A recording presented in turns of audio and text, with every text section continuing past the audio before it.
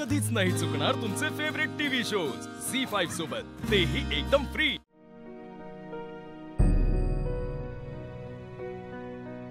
काय नाही, तुमच्या संग एक विषय बोलायचा होता म्हणताना आलो।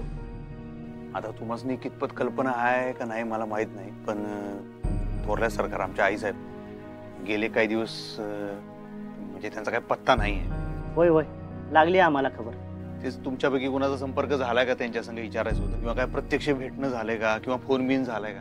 आमचा एकदा फोन झाला होता, म्हणजे आम्हाला फोन आला होता, त्याच्यानंतर काय फोन नाही। आणि त्या नंबरवर आता आम्ही जेव्हा जेव्हा फोन करण्याचा प्रयत्न करतोय तो नंबर काय अस्तित्वात नाही वगैरे असं येतं, ते काय लागत नाही। ह्याच गावात असं नव्हं, आजूबाजूच्या गावात पण काय जर तुम्हाला माहिती मिळाली असेल आई साहेबांविषयी, कुठल्या माणसाचा जर तुमच्याशी संपर्क झाला असेल की आम्ही बघितलं बाबा भुवनेश्वरी सरकारनं वगैरे असं सांगितलं असेल तर प्लीज आम्हाला सांगा। मी लई आशा घेऊन आलोय तुमच्याकडनं काहीतरी माहिती मिळेल अशा हिशोबाने। अहो अधिपती सरकार, काय सांगू तुम्हाला, मला आणि या बबण्याला लय मदत केली होती त्यांनी। आम्हीच कर्जबाजारी झालो, आमच्या कर्जाच्या हप्त्याची जिम्मेदारी घेतली त्यांनी, म्हणून तर आमचं जगणं सोपं झालं। योपाक्या तर जीव द्यायला निघाला होता।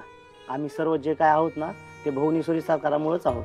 अहो त्या गावात दरबार भरवायच्या, स्वतः पुढे येऊन लोकांच्या अडचणी समजून त्यांना मदत करायच्या, कामं दिले हो त्यांनी हाताला आमच्या। लय करत त्यांचे आमच्या आणि आमच्या गावावर।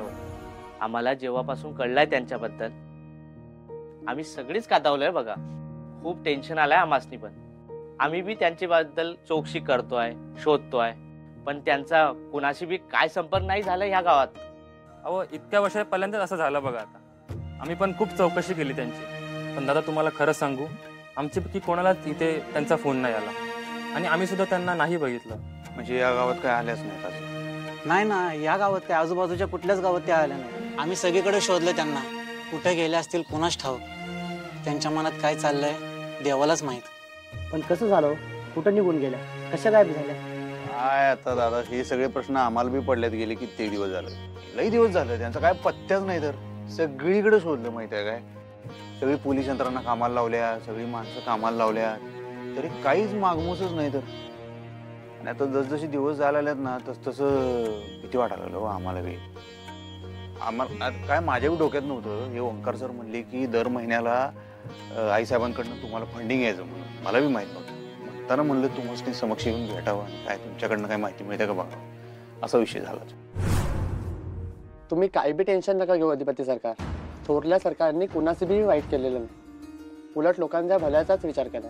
अशा माणसाचा देव तरी कशाला वाईट करेल? बरोबर आहे, पण आता एवढे दिवस झाले म्हणल्यावर टेन्शन येणं साहजिक आहे ना आम्हाला। तुम्ही नका काळजी करू, त्या जिथं बी असतील ना तिथं सुखरूपच असणार आहेत। आणि मी समध्या गावकऱ्यांच्या वतीनं तुम्हाला शब्द देतो, आम्ही आमची कामं बाजूला टाकून थोरल्या सरकारांना शोधायला मदत करणार, हे आमचा शब्द आहे तुम्हाला। काय रा बरं वाटलं ऐकून। अहो बरं काय वाटायचं आहे, आमचं कर्तव्यच आहे ते। आम्ही एक काम करतो, वेगवेगळं ग्रुप करतो आणि सगळीकडे माणसं पाठवतो शोधायला। हां संतोष, ही लिस्ट घे, भुवनेश्वर मॅडम ज्यांना मदत करायच्या ना त्या सगळ्यांची नावं आहे त्याच्यामध्ये, शोध घेतो त्यांचा। एक नंबर काम केलं तुम्ही।